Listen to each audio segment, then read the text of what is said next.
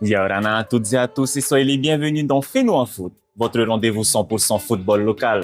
Et au programme de cette semaine, nous verrons ensemble une rencontre de Ligue 1 Technibois entre la S Vénus et la S Stéphana, une rencontre de Pro League entre Tahiti United et le Boula FC. Et enfin, nous terminerons avec Eddie Eta sur les nouvelles tendances du football moderne. Et on ouvre cette émission avec deux grandes formations du football tahitien. La S Vénus qui recevait sur son terrain la S Stéphana. C'était vendredi soir au stade de Mahina. Tout de suite, les meilleurs moments de cette soirée.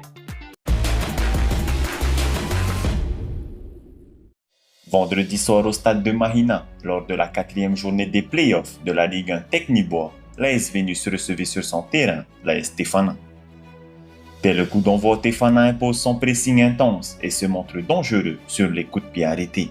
Sur un corner bien frappé mais mal repoussé par la défense de l'AS Vénus à deux reprises, Tohiki Ball vient tenter sa chance. Le gardien de l'AS Vénus se fait surprendre, mais le ballon est finalement stoppé sur la ligne. Le but n'est pas accordé.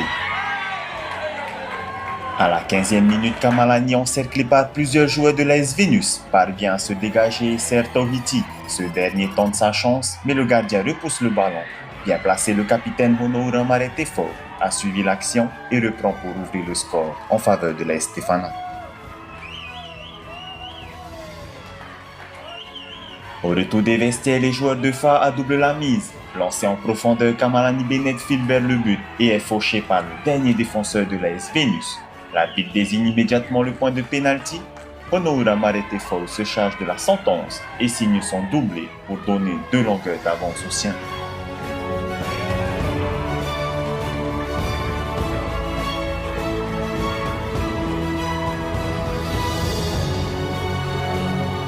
En fin de rencontre, dans le dernier quart d'heure de jeu, la Stéphane apporte le coup de grâce. Sur une récupération, les visiteurs partent en contre-attaque.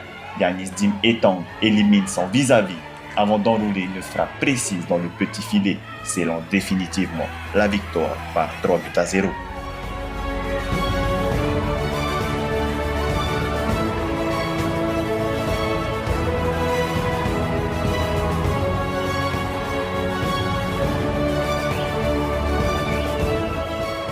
Solide et efficace, la Stéphana poursuit son parcours sans faute dans ses playoffs de la Ligue 1 Technibois. Honnêtement, on savait que ça allait être un match serré parce qu'ils ont quand même une bonne entame de saison et ça reste quand même une bonne équipe avec des jeunes malgré les joueurs qui sont partis à Tahiti United. Donc, ouais, on s'attendait à un bon match. C'était un petit peu compliqué au vu du terrain, mais bon, on s'est vite adapté et on a réussi à mener au score et voilà. C'est toujours les mêmes, toujours essayer de garder du jeu et maîtriser un maximum le ballon. Et c'est ce qu'on a réussi à faire et ce qui nous a permis de marquer 2 buts par la suite. J'ai reçu le ballon et après, j'ai suivi mon instinct et puis, voilà, ça a fini par un but. Une plaquette à la Yamal. Ouais, je réfléchis pas trop et je joue seulement et puis voilà.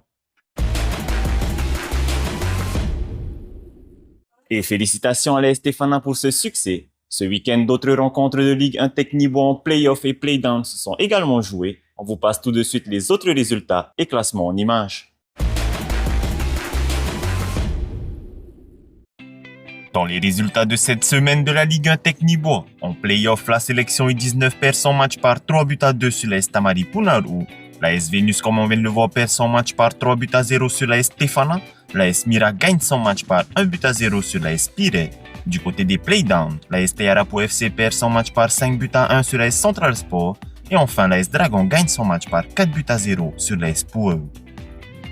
Et au classement général, la S Stéphana maintient sa première place avec 16 points, suivi de la S Mira avec 13 points. La S Tamari Punaru est 3e avec 11 points. La S Vénus est 4e avec 8 points. La S Pire est 5e avec 7 points. Et enfin, la sélection U19 est 6e avec 4 points.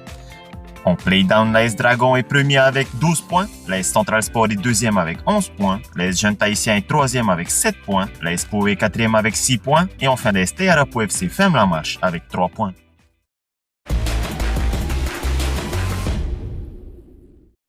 On part maintenant du côté de la Papouasie-Nouvelle-Guinée, où Tahiti United affrontait le Boula FC dans cette Pro League. On vous passe tout de suite le résumé de cette rencontre avec Olivier.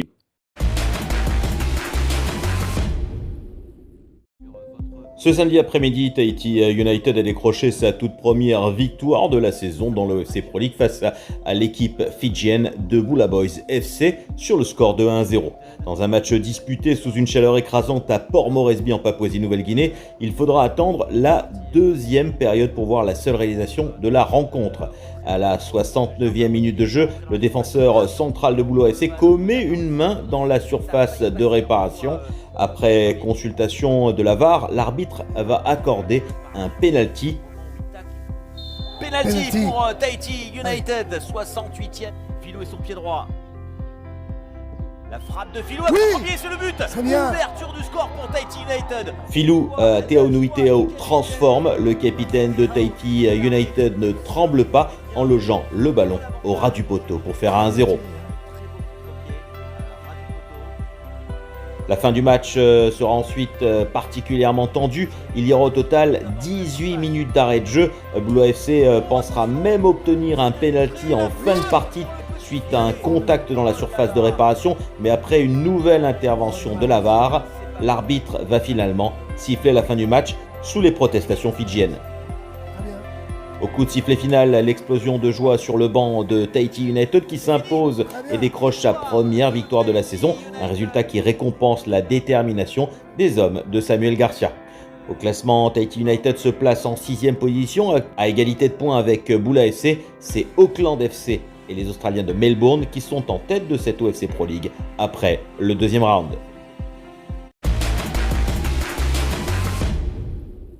Félicitations à Tahiti United pour cette première victoire, un succès important qui les relance dans cette compétition. Et on termine cette émission avec un regard tourné vers l'avenir pour le football polynésien, où Eddie Etaeta nous parle des nouvelles tendances du football moderne à l'échelle internationale.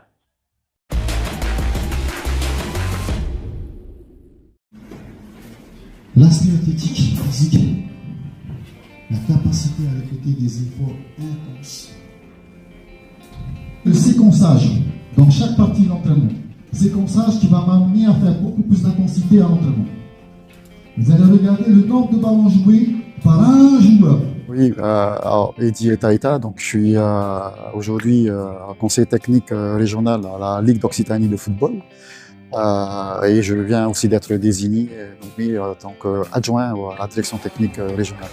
Enfin, j'ai souhaité, d'accord avec la Fédération tahitienne de football et avec Jérôme, le directeur technique et Naya Benot, donner un peu ce que je connais un peu dans le foot en métropole, et notamment sur cette thématique qui est les nouvelles tendances du football moderne. Parce que derrière tout ça, à haut niveau, c'est ce qui se passe.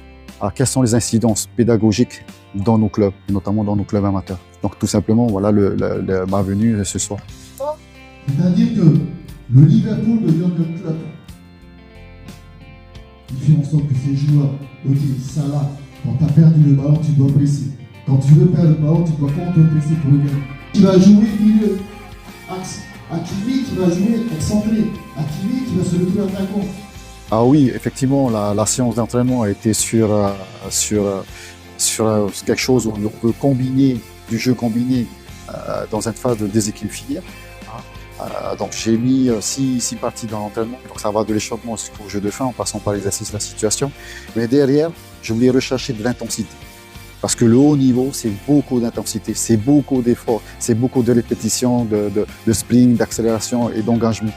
C'est un peu la démonstration que ce soit que je souhaitais, voilà, et d'être capable de pouvoir récupérer après des efforts qui sont intenses. Après, il y a les aspects tactiques. On recherchait du jeu à 2, du jeu à 3, avec des appuis, des remises, des décalages à l'intérieur dans le jeu. Donc c'était un peu le contenu de la séance de ce soir, quoi. Alors, vous avez pu voir au bilan à la fin, donc j'ai demandé un peu cette perception un peu de l'effort. Et donc ils ont tous dit que c'était vraiment une séance qui était intense, hein, donc ils étaient à 7 à 8 sur l'échelle. Donc déjà après sur la notion de plaisir, vous avez vu aussi qu'ils ont pris vraiment du plaisir. Et j'ai trouvé vraiment de chez eux beaucoup d'intention, beaucoup d'engagement, malgré que ça fait quand même la quatrième, enfin, je pense qu'ils étaient à 4 jours de stage. Et malgré à la fin d'un stage, j'ai trouvé quand même beaucoup d'engagement des jeunes joueurs, quoi. On a une séance d'entraînement de 75 minutes. Si on ne fait que de parler pendant l'entraînement et qu'on ne fait que d'arrêter et arrêter, au final, les joueurs ils vont s'entraîner que 30 minutes. Voilà. Et donc, c'est un peu le mot, hein, donc, de pouvoir arrêter d'arrêter, voilà, comme ça, et surtout de pouvoir intervenir de manière pertinente, avec des feedbacks positifs, des feedbacks constructifs, avec du positif dans les intentions, avec des positifs dans l'engagement, voilà, parce que c'est dans le positif qu'on arrive à progresser, c'est dans le positif qu'on arrive à avancer. C'est un peu mon intervention pédagogique sur cette séance d'entraînement.